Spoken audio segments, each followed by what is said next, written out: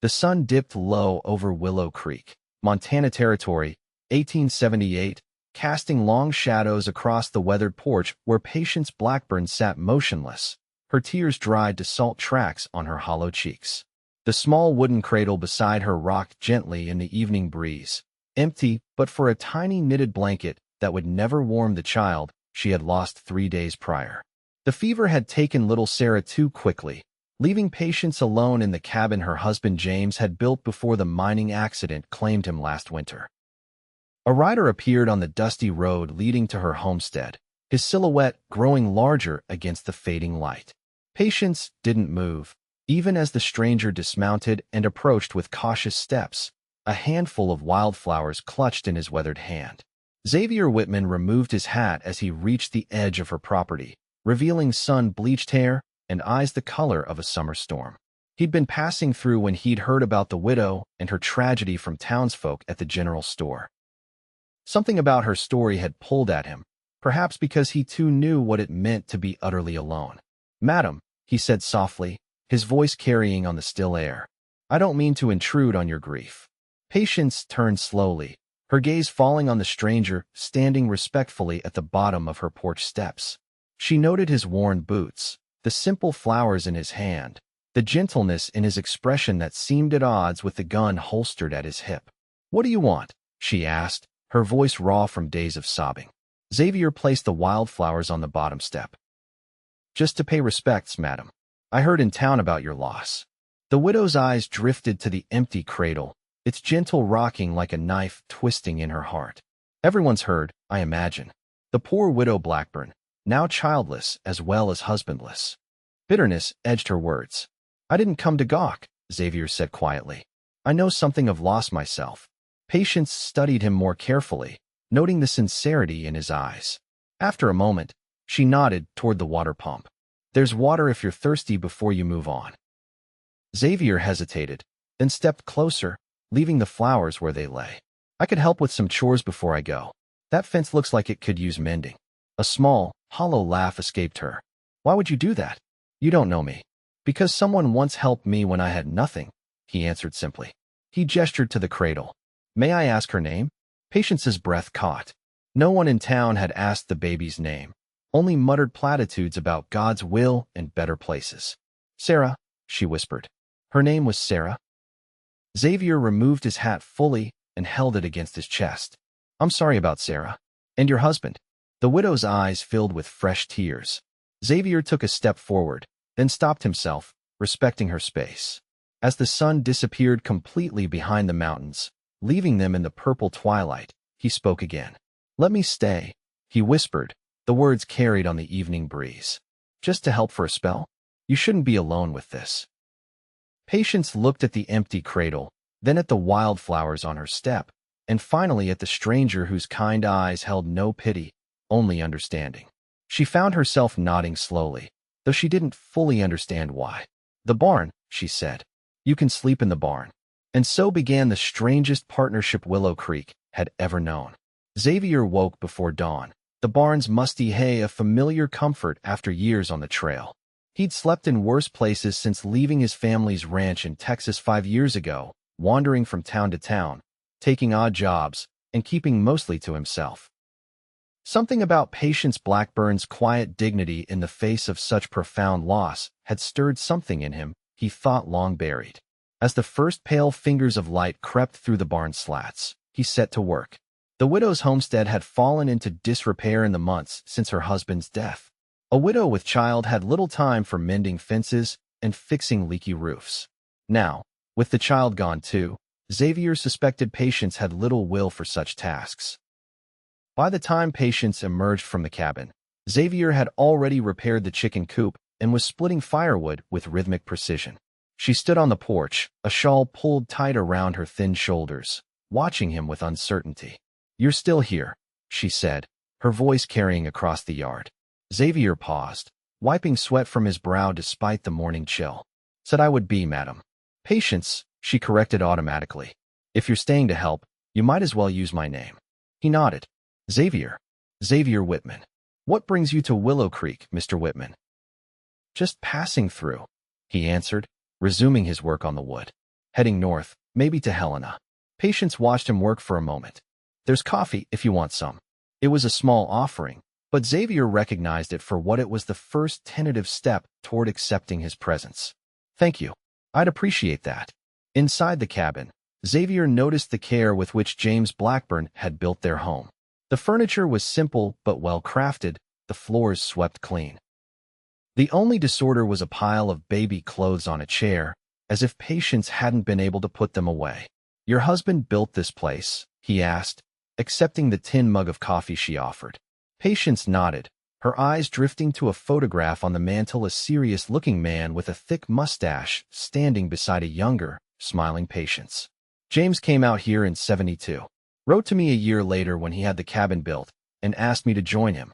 You came all the way from Pennsylvania, she supplied. I was teaching school when his letters started coming. We'd known each other since childhood. Xavier nodded, sipping his coffee. He did fine work. The mine collapse happened last December, she continued, as if needing to speak the words aloud. I was already carrying Sarah by then. Everyone said it was a blessing, at least I'd have his child. Her voice broke on the last word.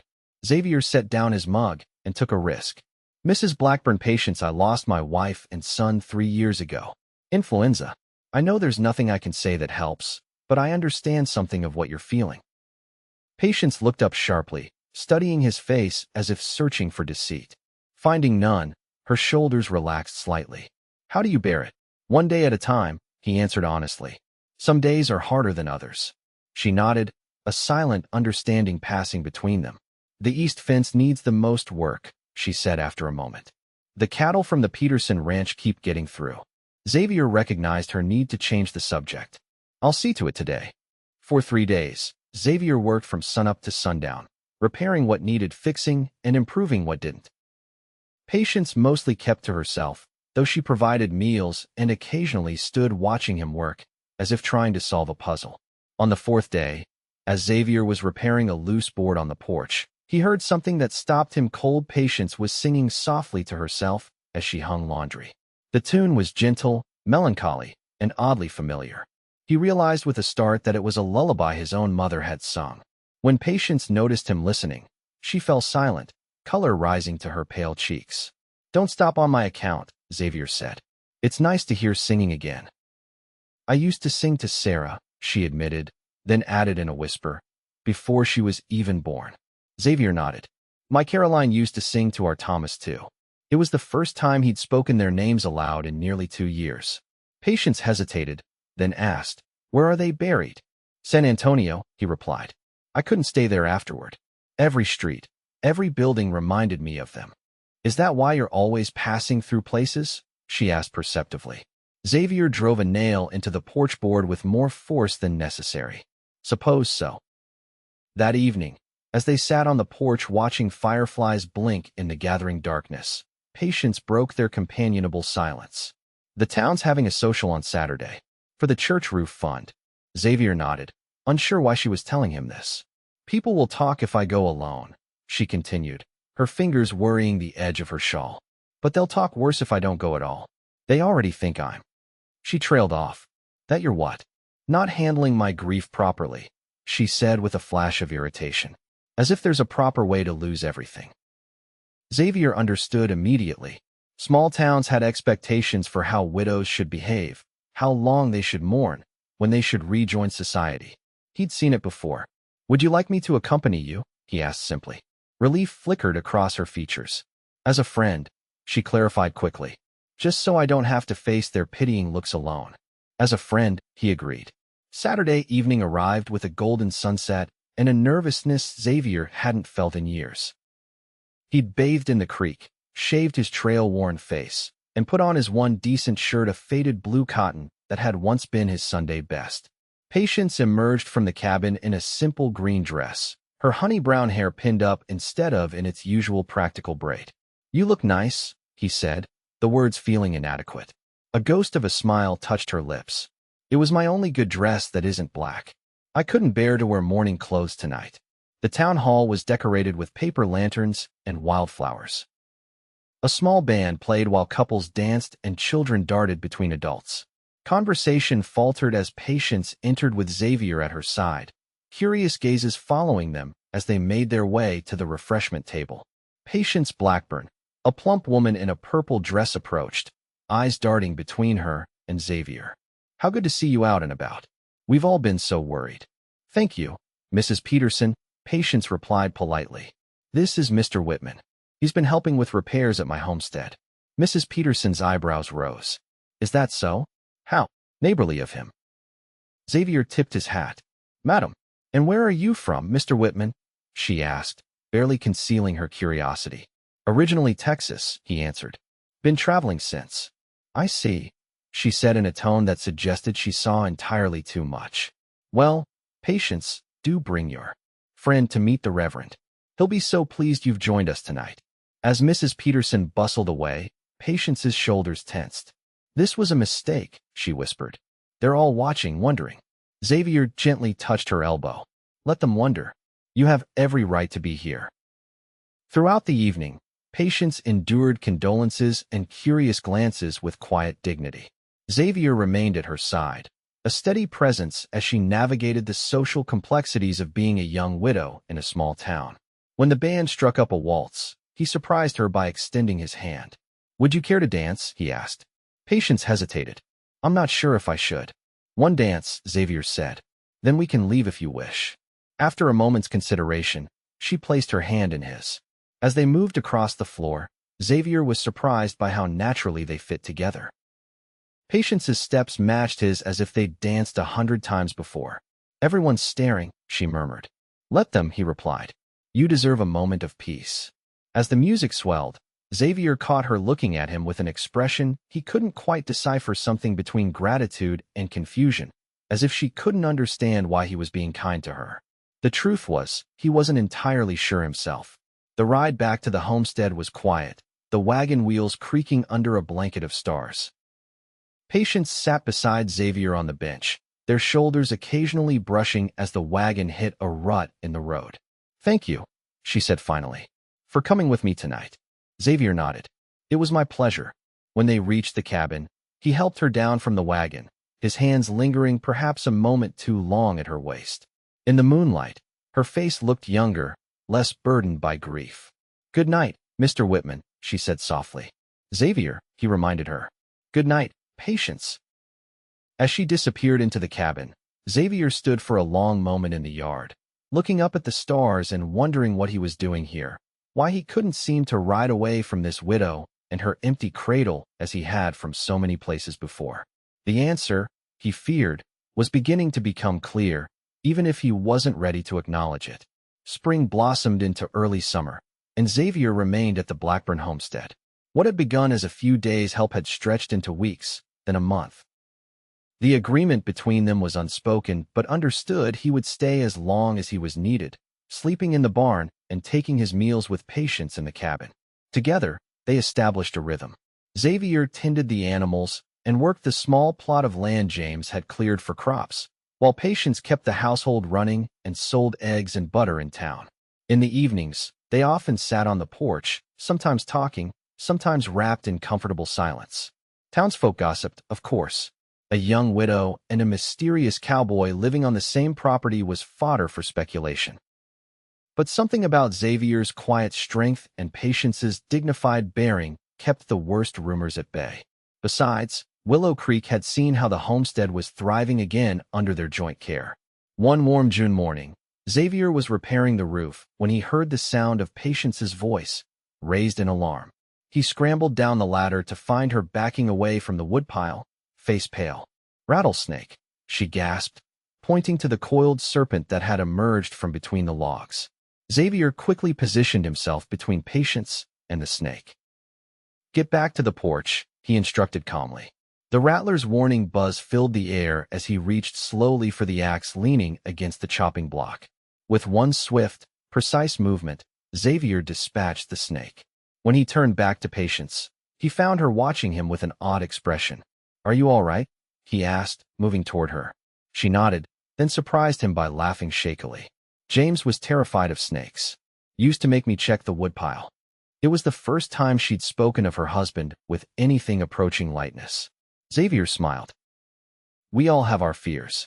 And yours? She asked, curiosity evident in her voice. Xavier considered this. Settling down, he admitted finally. Staying in one place too long.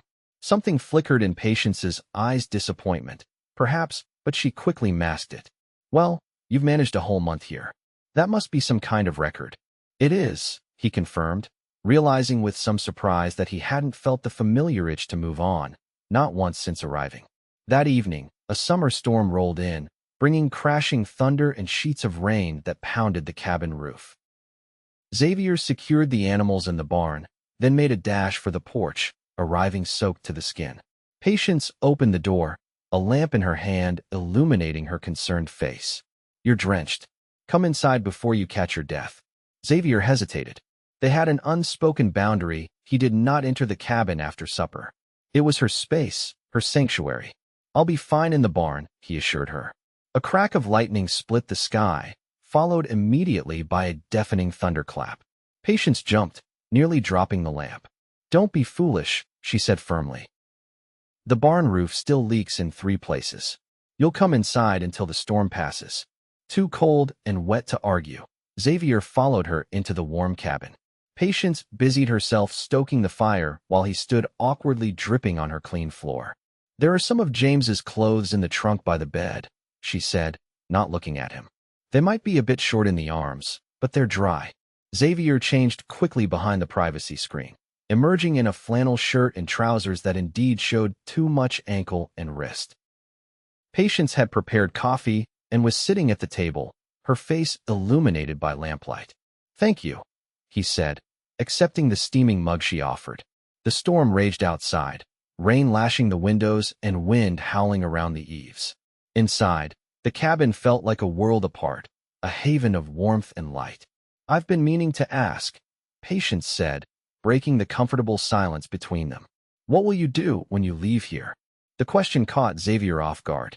He hadn't thought about leaving, not in weeks. I hadn't planned that far ahead, he admitted. But you will leave, she pressed, her eyes searching his face. Xavier stared into his coffee. I always do. Why?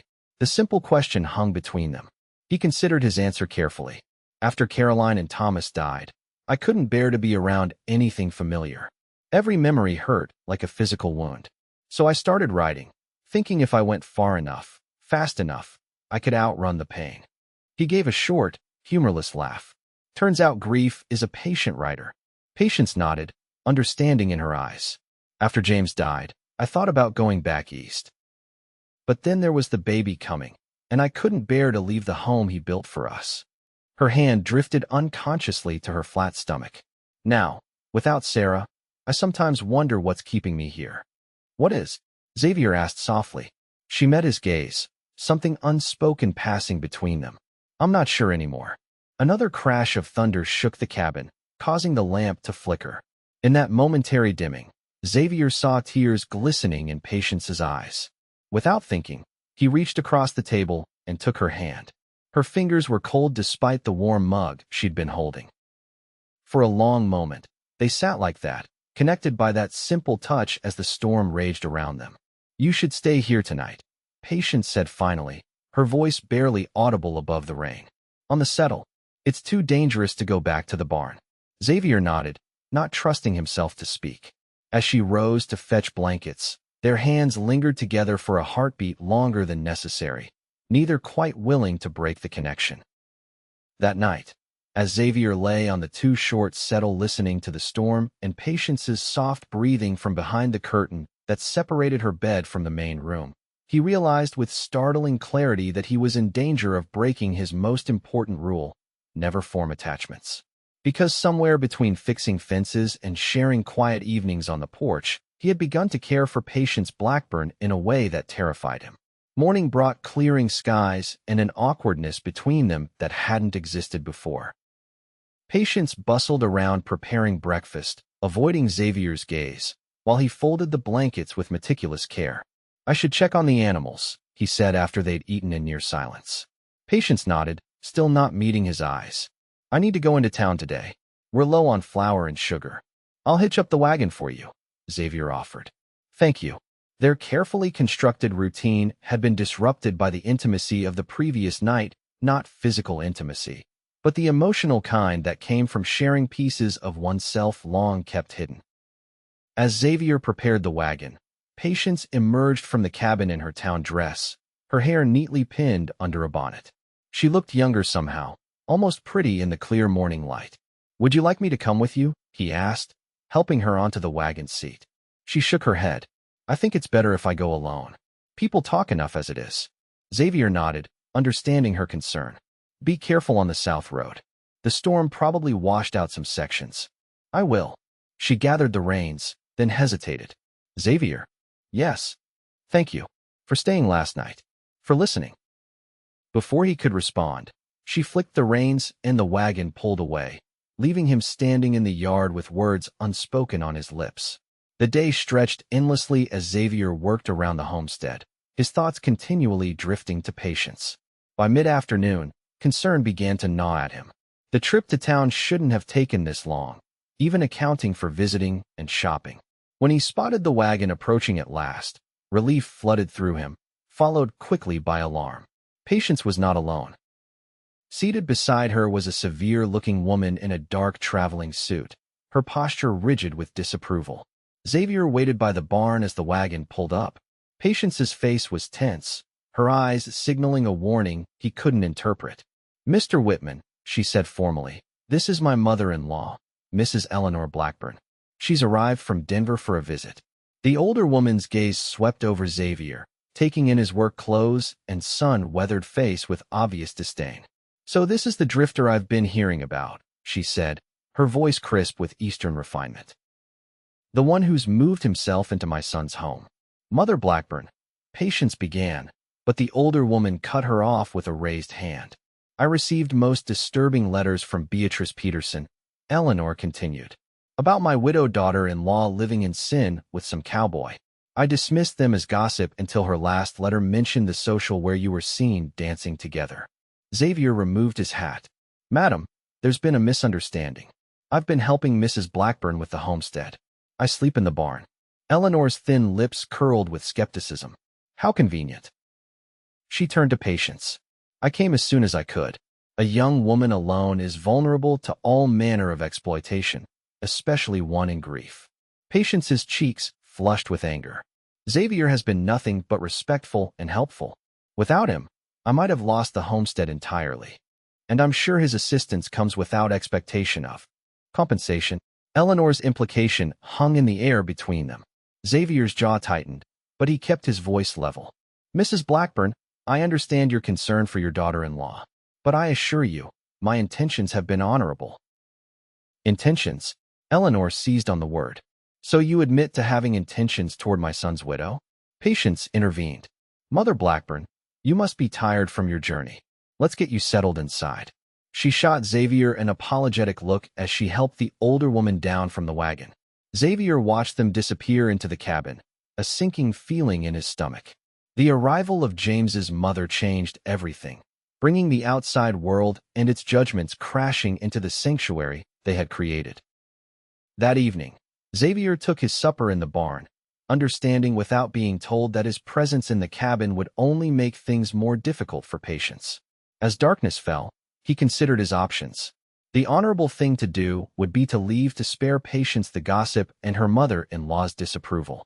Yet the thought of riding away filled him with a hollowness he hadn't expected. A soft knock on the barn door interrupted his thoughts. Patience stood in the doorway, a shawl wrapped around her shoulders against the evening chill. "I'm sorry about today," she said quietly, stepping inside. Eleanor has always been protective of James's memory. Xavier shook his head. "You have nothing to apologize for. She's concerned for you, as any mother would be. She wants me to return to Denver with her," Patience said, her voice tight. "She says a young widow has no business trying to run a homestead alone." "And what do you want?" Xavier asked. Patience looked around the barn, then back to him, conflict evident in her expression. "I don't know anymore. When James died, all I wanted was to give birth to our child and raise her in the home he built for us. When Sarah died," her voice caught, "I had no purpose left. Then you arrived, and suddenly there was a reason to get up each morning again." The confession hung between them, fragile and weighted with implication. Patience, Xavier began, stepping closer. She's right about one thing. Patience continued, as if afraid to let him speak. People are talking. Reverend Miller mentioned it to me in town today, very delicately, of course. He suggested that if you were to stay on, there should be a more formal arrangement. Xavier's heart pounded against his ribs. What are you saying? I'm not saying anything, she said quickly. I'm just telling you what others are saying. She wrapped her arms around herself.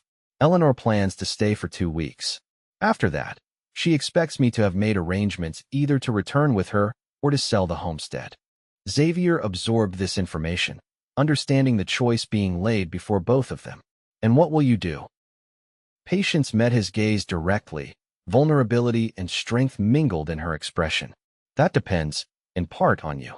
Before Xavier could respond, she turned and hurried back to the cabin, leaving him with the impression that whatever happened next would irrevocably change both their lives. The next 2 days passed in strained politeness. Eleanor Blackburn made her disapproval clear in countless small ways, arranging for the Reverend to call, mentioning eligible widowers in Denver, and recounting stories of women who had been taken advantage of by unscrupulous drifters. Xavier kept his distance, working the far fields during the day and only approaching the cabin at mealtimes, which Eleanor ensured were served to him on the porch rather than inside. On the third morning, Xavier was mending a broken wheel on the wagon when Eleanor approached, her parasol shielding her from the summer sun. "Mr. Whitman," she said without preamble, "I would like to speak plainly with you." Xavier straightened, wiping his hands on a rag. "I'd appreciate plain speaking, madam. I want you to leave," she said. "Today, preferably. Your presence is causing my daughter-in-law distress and damaging her reputation in this community." Xavier regarded her steadily. "With all due respect, Mrs. Blackburn, I believe that should be Patience's decision." Eleanor's eyes narrowed. "You presume a familiarity with my daughter-in-law that I find disturbing. She is vulnerable, sir, still grieving the loss of her husband and child. Whatever she may think she feels for you is merely gratitude and confusion." The implication that Patience had expressed feelings for him caught Xavier off guard. "Has she said something to you about me?" "She doesn't need to," Eleanor replied. "I see how she looks at you. It's unseemly, so soon after her losses." Xavier considered his words carefully. "Mrs. Blackburn, I respect that you want what's best for Patience. So do I. But I won't leave unless she asks me to." Eleanor studied him with calculating eyes. "And if she does, will you go without protest?" "Yes," he answered honestly, "if that's what she truly wants." A satisfied expression crossed the older woman's face. "Very well. I believe we understand each other." With that, she turned and walked back to the cabin, her posture rigid with determination. Xavier watched her go, a sense of foreboding settling over him. Whatever Eleanor was planning, he doubted it would work in his favor. That afternoon, Xavier returned from repairing fences to find Patience waiting for him by the barn, her face pale and set. "We need to talk," she said, leading him inside where they couldn't be observed from the cabin. Xavier's stomach tightened with apprehension. "What's happened?" "Eleanor has been persuasive," Patience began, pacing the small space. "She's made arrangements. The Reverend has found a buyer for the homestead, a family from Idaho with 4 children. They've offered a fair price." The news hit Xavier like a physical blow. "You're selling? Going to Denver?" Patience stopped pacing, her back to him. "She says it's for the best, that I can't manage alone, that the memories here are too painful." "And what do you say?" Xavier pressed, moving to stand behind her. "I say that when you first arrived, I was drowning in grief," she answered, her voice barely above a whisper. "I was sitting by that empty cradle wishing I could join my husband and daughter. Then you came with those wildflowers and offered to stay, and somehow each day became a little more bearable." She turned to face him, tears glistening in her eyes. "But Eleanor is right about one thing, I can't run this place alone." Xavier took a step closer, close enough to see the flecks of gold in her hazel eyes. "You're not alone, Patience." "Aren't I?" she challenged softly. "You're a drifter, Xavier. By your own admission, you never stay anywhere long.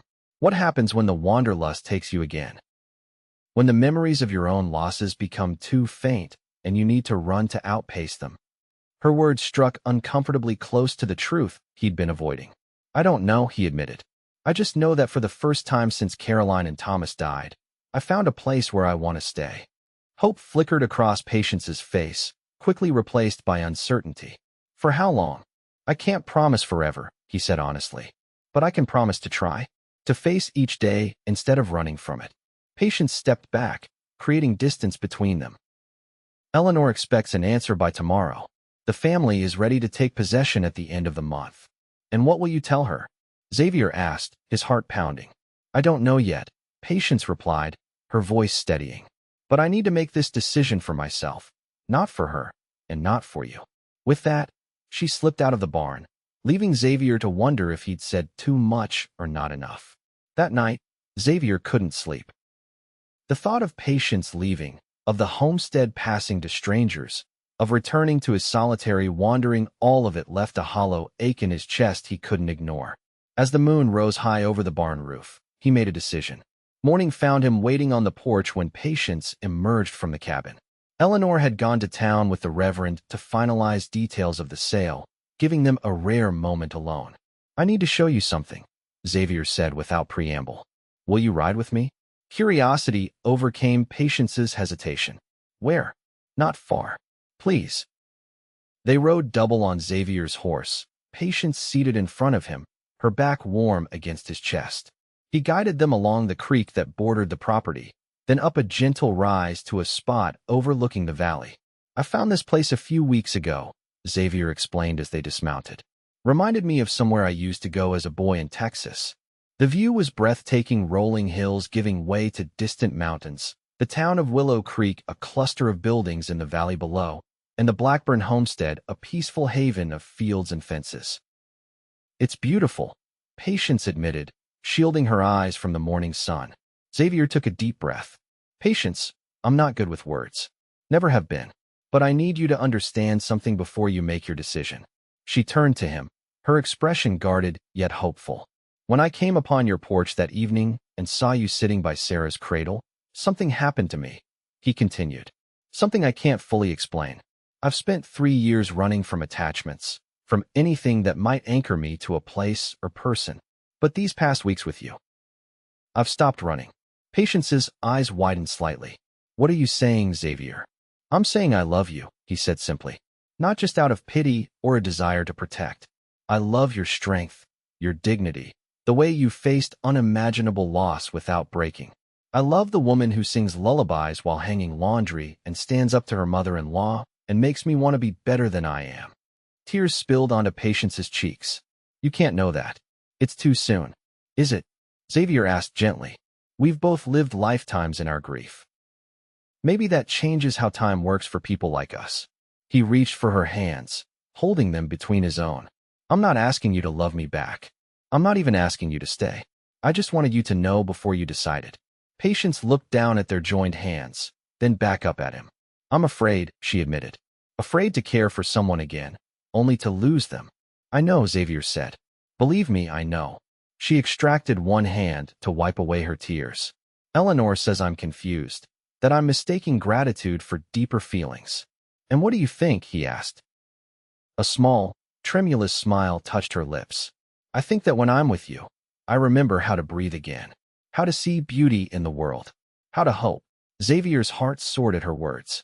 Slowly, giving her every chance to pull away, he leaned forward and pressed his lips to hers in a gentle, questioning kiss. After a moment's hesitation, Patience responded, her hand coming up to rest against his chest. When they parted, both were breathing faster, years of loneliness and grief giving way to something new and fragile between them.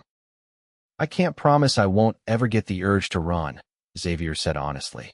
But I can promise that if you ask me to stay, I'll fight that urge with everything I have. Patience's eyes searched his face. And I can't promise I won't always grieve for James and Sarah, that there won't be days when the loss overwhelms me. I wouldn't expect otherwise, he assured her. We carry our ghosts with us, Patience. The question is whether we let them haunt us or guide us. She nodded, understanding in her eyes. We should head back. Eleanor will return soon. As they mounted the horse for the journey home, Patience leaned back against Xavier's chest, her posture more relaxed than before. Neither spoke of what would happen next. But something had shifted between them, a truth acknowledged that couldn't be unsaid. Eleanor Blackburn's carriage was waiting when they returned to the homestead. The older woman watched with narrowed eyes as Xavier helped Patience dismount, their hands lingering together longer than necessary. "Patience," Eleanor called sharply from the porch. "The Reverend has the papers ready. We need only your signature to conclude the sale." Xavier tensed, but Patience squeezed his hand reassuringly before walking toward her mother-in-law with steady steps. He remained by his horse, not wanting to interfere in what must be Patience's decision alone. "Mother Blackburn," Patience said clearly, stopping at the bottom of the porch steps. "I appreciate your concern for my welfare. Truly I do. But I won't be signing those papers." Eleanor's face hardened. "Don't be foolish, child. What will you do here alone? How will you manage?" "I'm not alone," Patience replied, a new confidence in her voice. "And as for managing, I've learned more about running this homestead in the past months than I ever thought possible." "Because of him?" Eleanor gestured dismissively toward Xavier.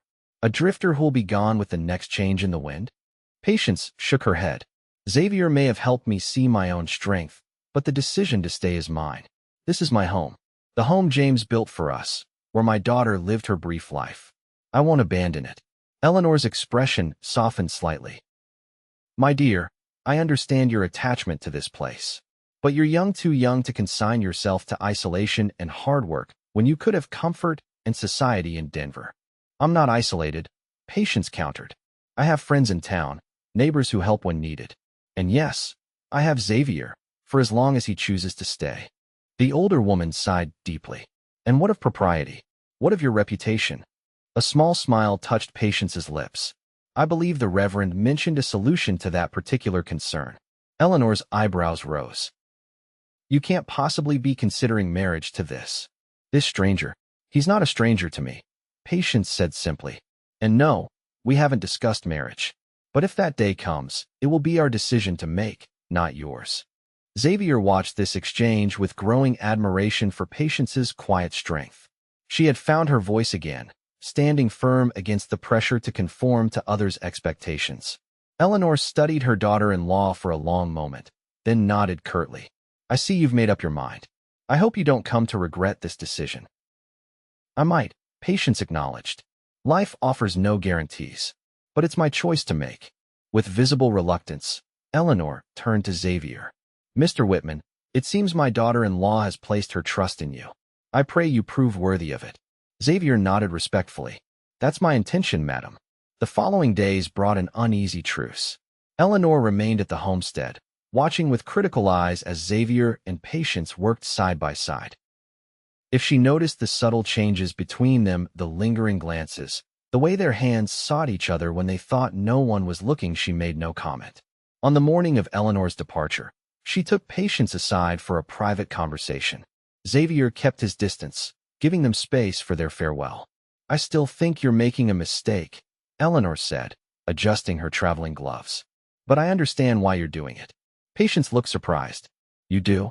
"My James was stubborn too," the older woman said with unexpected gentleness. "Once he set his mind on something, there was no dissuading him. He got that from his father." She glanced toward Xavier, who was loading her trunk onto the wagon. "Your Cowboy seems decent enough, though entirely too rough around the edges for my taste." A small smile touched Patience's lips. "He has a good heart, Eleanor. That's what matters to me."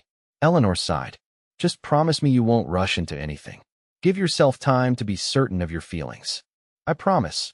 Patience agreed, touched by the genuine concern beneath her mother-in-law's stern exterior. As the wagon prepared to depart, Eleanor surprised everyone by extending her hand to Xavier. "Mr. Whitman, I expect you to write to me regularly with news of the homestead and of Patience's well-being." Xavier shook her hand, understanding the olive branch being offered. "Yes, madam. You have my word." With a final nod, Eleanor allowed the Reverend to help her into the wagon. As they disappeared down the road, Patience let out a long breath, her shoulders relaxing visibly. "I thought she'd never leave," she admitted, turning to Xavier with a small smile. He chuckled.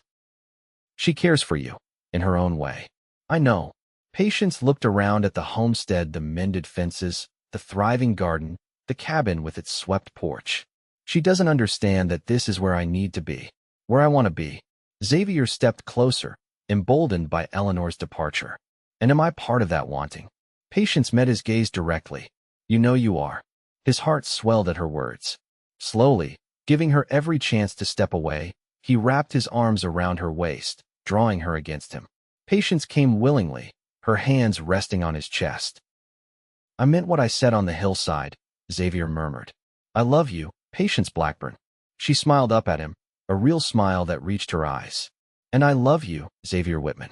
Heaven help me, but I do. When their lips met this time, there was no hesitation, only the sweet certainty of two hearts finding harbor after long, separate storms. As summer faded into autumn, Xavier and Patience settled into a new rhythm. He moved from the barn into the cabin, though they maintained separate sleeping arrangements out of respect for convention and their own need for time. The town's gossip gradually subsided as it became clear that their relationship, while unconventional, was grounded in genuine affection and mutual respect. On a crisp October morning, Xavier found Patience sitting on the porch steps, Sarah's empty cradle beside her. She wasn't weeping this time, but her expression was thoughtful, tinged with melancholy. May I join you? He asked softly. She nodded, making space for him on the step. For a while, they sat in companionable silence, watching the golden leaves drift from the cottonwood trees that lined the creek. It's her birthday, Patience said finally. She would have been 1 year old today. Xavier took her hand, interlacing their fingers. Tell me about her. A sad smile touched Patience's lips. She had James's eyes. So blue, even as a newborn. The midwife said they might change, but I knew they wouldn't. She traced the edge of the cradle with her free hand. She was so small, but she had the strongest grip. She'd hold my finger and look up at me like she was memorizing my face. Xavier listened, understanding that Patience needed to speak Sarah's memory into the autumn air to make her daughter real again, if only for a moment. I wish I could have known her, he said truthfully. Patience squeezed his hand. Sometimes I imagine what she would have been like growing up, running around the yard, helping with the chickens, learning to read by the fire in winter. She would have been strong and kind, like her mother, Xavier said. Tears glistened in Patience's eyes, but they were gentler now, less raw than the grief that had consumed her when they first met. I'll always miss her. And James. But the pain isn't so sharp anymore. It's more like an ache, a shadow that follows me rather than engulfs me. Xavier nodded, understanding completely. That's how it is with Caroline and Thomas now, too. I can remember the good times without feeling like I'm drowning. Patience leaned her head against his shoulder. Do you think they would mind? That we found each other? No. Xavier answered without hesitation. Caroline always said love multiplies, it doesn't divide. There's room in our hearts for what was and what is. They sat together as the morning sun climbed higher, warming the porch and casting long shadows across the yard. The empty cradle between them was no longer just a symbol of loss, but also a testament to survival, to the possibility of finding joy again after unimaginable sorrow. Later that day, Xavier rode into town on an errand he'd been considering for weeks. The general store owner, Mr. Collins, greeted him with newfound respect, a far cry from the suspicious glances Xavier had received during his first weeks in Willow Creek. Mr. Whitman, what can I help you with today? Collins asked, setting aside the inventory ledger he'd been updating. Xavier removed his hat, suddenly nervous. I'm looking for a ring. Nothing fancy, just something. For Miss Patience? Collins supplied with a knowing smile. Mrs. Blackburn, Xavier corrected automatically, though he couldn't help returning the smile. Yes. Collins nodded approvingly. About time, if you don't mind my saying so. Mrs. Collins and I have been wondering when you'd make it official. He reached beneath the counter and produced a small wooden box. I might have just the thing. The ring was simple but beautiful, a small sapphire set in silver, with tiny engraved leaves around the band. Not ostentatious, but special enough to convey his intentions. It belonged to a lady who was passing through last spring, Collins explained. Needed money for the stagecoach fare, so she sold it to me. Been keeping it aside, thinking someone might come looking for something unique. Xavier held it up to the light, imagining it on Patience's slender finger. It's perfect. How much?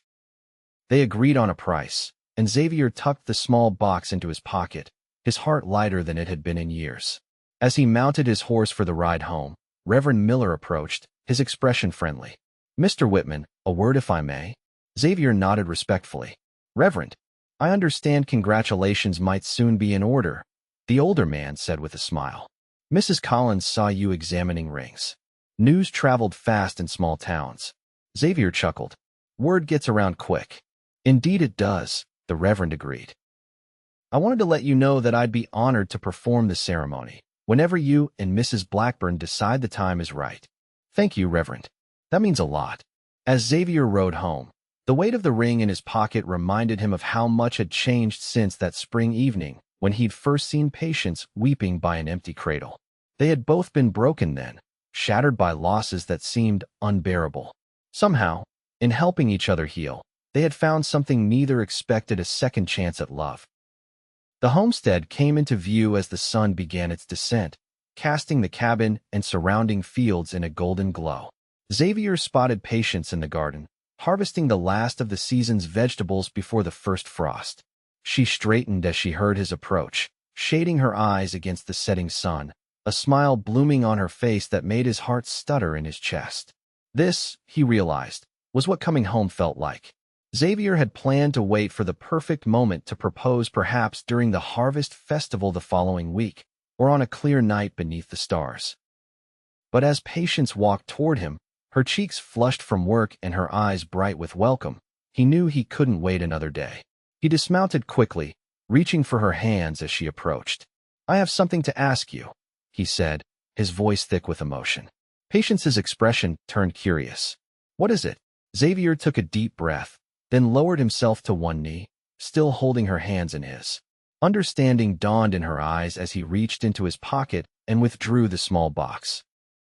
"Patience Blackburn, when I first came to your door, I was a man running from his past, afraid to stay anywhere long enough to feel again. You changed that. You showed me that grief doesn't have to be the end of joy, just as an empty cradle doesn't have to be the end of hope." Tears welled in Patience's eyes as he opened the box, revealing the sapphire ring catching the last rays of sunlight. "I love you," Xavier continued, his voice steady despite the pounding of his heart. "I love your strength, your kindness, your ability to see goodness even after facing such terrible loss. I want to build a life with you here, if you'll have me." Patience's hands trembled in his. "Xavier, will you marry me, Patience? Will you let me stay, not just for now, but for always?" A tear slipped down her cheek as she nodded, unable to speak for a moment. Then, finding her voice, she whispered, "Yes. Yes, I will marry you." Xavier slipped the ring onto her finger, then rose to his feet, gathering her into his arms. Their kiss was tender yet passionate, a promise of the life they would build together. "It won't always be easy," Patience said when they finally parted, her forehead resting against his. "There will be days when the memories are too much, when the ghosts seem too real." "I know," Xavier acknowledged, "but we'll face those days together. And the good days, too." As twilight deepened around them, they walked hand in hand toward the cabin, toward their future. The empty cradle on the porch no longer seemed like an accusation of what they had lost, but rather a reminder of what had brought them together: grief transformed, not forgotten, but woven into the fabric of a new beginning. The wedding took place on the first Sunday in November, a crisp, clear day with the mountains etched sharply against a brilliant blue sky. The entire town turned out for the ceremony, held in the small white church where Patience had once mourned her husband and daughter. Now, as she walked down the aisle toward Xavier, her heart was full not just with love for him, but with the knowledge that James and Sarah would always be part of her. She wore a simple cream-colored dress she had sewn herself, and carried wildflowers similar to those Xavier had brought on the day they met. Xavier watched her approach, his throat tight with emotion. He had never expected to love again after Caroline and Thomas, had never wanted to risk that kind of loss. Yet here he was, opening his heart once more, choosing hope over fear. Reverend Miller smiled as he began the ceremony. "Dearly beloved, we are gathered here today to witness the union of two souls who have found each other through great sorrow and emerged into joy." The simple service reflected their journey, acknowledging the past while embracing the future. When they exchanged vows, Xavier added a promise of his own. I vow to honor the memories you carry, to help you bear their weight on the days when they're heavy, and to celebrate them on the days when they bring you peace. Patience's eyes filled with tears at his words. Her own additional vow was equally moving. I promise to be your harbor when the urge to run grows strong, to remind you that home isn't just a place, but a feeling we create together. As they exchanged rings, a shaft of sunlight broke through the stained glass window, bathing them in rainbow colors that seemed to bless their union. When the Reverend pronounced them husband and wife, the church erupted in applause, a community that had witnessed their journey from grief to love, celebrating this new beginning. The reception was held at the homestead, which had been transformed by willing hands into a place of celebration. Tables laden with food filled the yard, lanterns hung from tree branches for when evening fell, and someone had brought a fiddle to provide music for dancing. Eleanor Blackburn had returned for the wedding, her initial disapproval softened by the obvious happiness her daughter-in-law had found. As the celebration continued around them, she approached the newlyweds, her expression solemn but not unkind. James would have wanted you to be happy, she said to Patience, then turned to Xavier. Take care of her, Mr. Whitman. Xavier nodded. I will, madam. You have my word. A small smile touched the older woman's lips. I believe you will. She pressed a small package into Patience's hands. A wedding gift. From James's father and me. Inside was a silver frame containing a photograph of James holding baby Sarah, taken just days before his death. It was an image Patience had never seen before, one that captured the brief, precious time when they had been a complete family. Thank you, she whispered, tears in her eyes. This means more than I can say. Eleanor squeezed her hand, then moved away to allow others to offer their congratulations. As evening fell, lanterns were lit, and the dancing began in earnest. Xavier led Patience in a waltz, their movements in perfect harmony as they had been that first night at the social. Happy, Mrs. Whitman? He asked, still marveling at the new name she had chosen to take. Patience's smile was radiant. Very happy, Mr. Whitman. Later, as the celebration continued around them, they slipped away to the porch for a moment alone.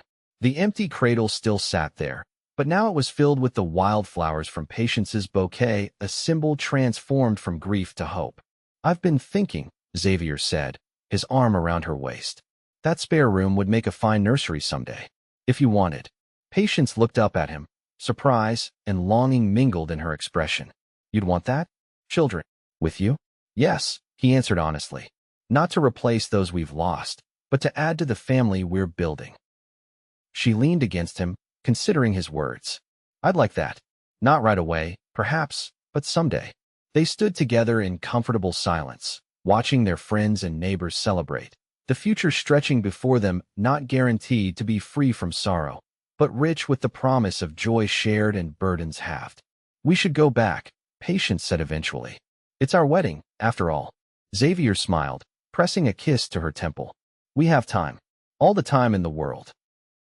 Spring came early to Willow Creek the following year, bringing new growth to the land and new hope to the Whitman homestead. Xavier had expanded their operations, adding more livestock and planting additional crops, while Patience had established a small school in town, teaching 3 days a week. Their marriage had settled into a comfortable rhythm, days filled with work and evenings spent together by the fire, sharing stories and dreams.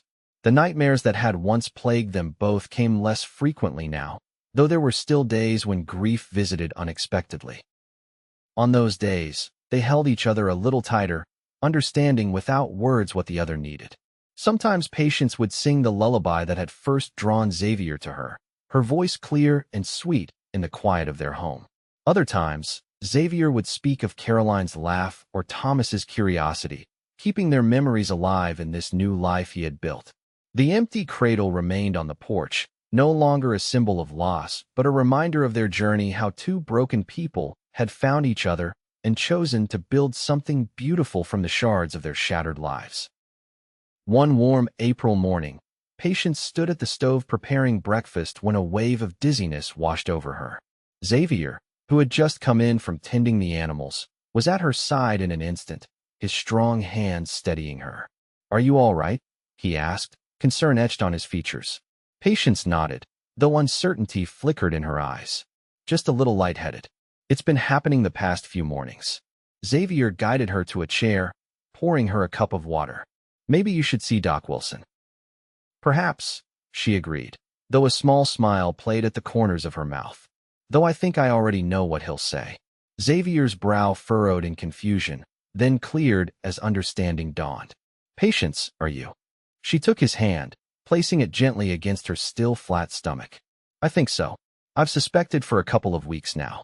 Joy and trepidation warred on Xavier's face. A baby? Patience nodded, tears shimmering in her eyes. I'm a little scared, she admitted. After Sarah. Xavier knelt before her, his hands cradling her face. It's all right to be scared. I am too. But we'll face this together, just like everything else. I want this child so much, she whispered. But I'm afraid to hope too strongly. Then I'll hope for both of us, Xavier promised. And whatever happens, we'll weather it together. Doc Wilson confirmed their suspicions the following day. The baby would arrive in late autumn, around the time of their first wedding anniversary. As word spread through town, the community that had witnessed their journey from grief to love now celebrated this new chapter with them. Eleanor Blackburn's letter arrived a week after they shared the news, filled with both congratulations and practical advice.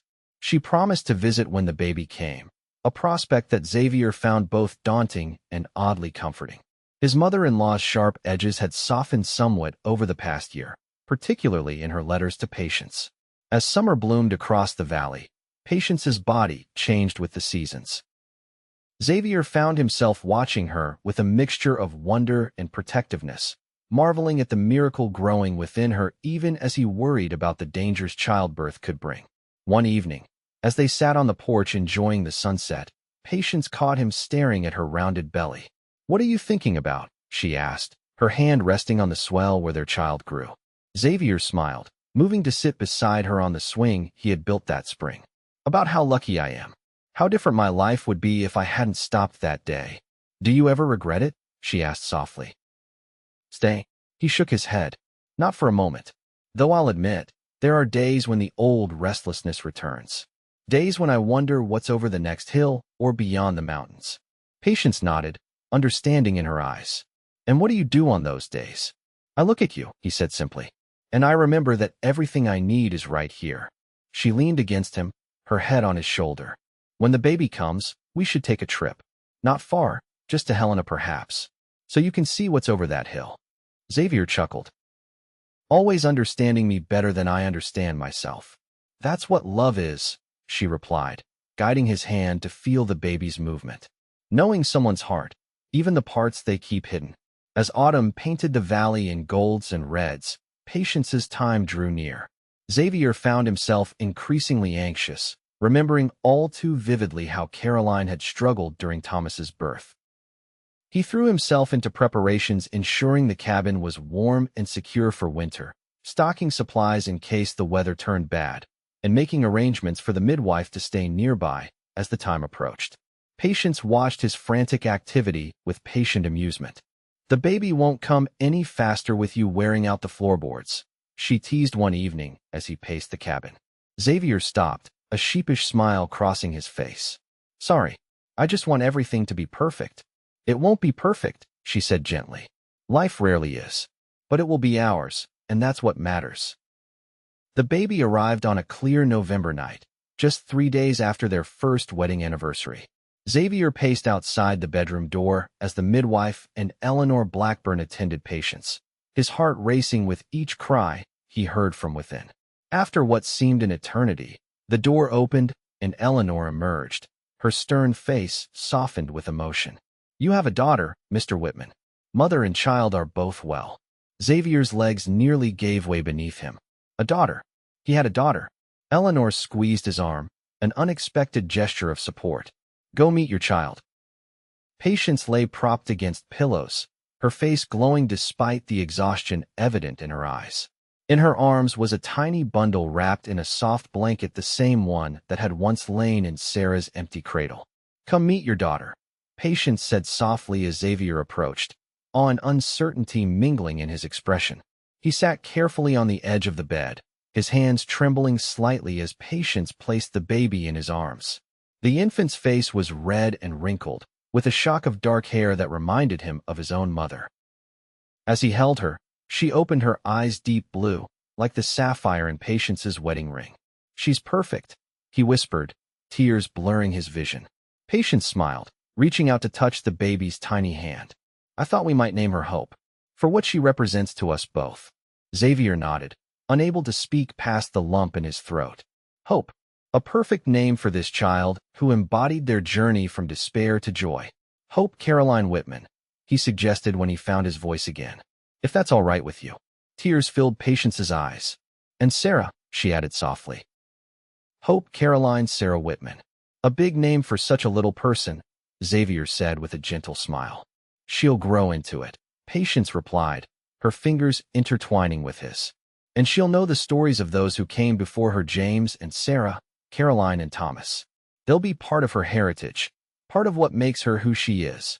As if in agreement, baby Hope wrapped her tiny fingers around Xavier's thumb, holding on with surprising strength. The simple gesture pierced his heart with love so intense it was almost painful. Outside the window, the first snow of winter began to fall, dusting the world in white. Inside, a family that had been forged through grief and love welcomed new life, new hope, new beginnings. Later that night, after Patience and Hope had fallen asleep, Xavier slipped outside to the porch. The empty cradle still sat there, now blanketed with snow that glittered in the moonlight. Tomorrow, he would bring it inside, clean it carefully, and place it beside their bed for Hope to sleep in. But tonight, in this quiet moment between what had been and what would be, he simply stood in the snow and offered a silent prayer of gratitude to whatever force had guided him to this place, to this woman, to this life he had never imagined possible. The cradle would no longer be empty, just as his heart was no longer hollow. The widow who had once wept now slept peacefully with their daughter in her arms. And the cowboy who had laid flowers and whispered, "Let me stay," had found, at last, a place to belong. Xavier Whitman had stopped running, and in doing so, had found his way home.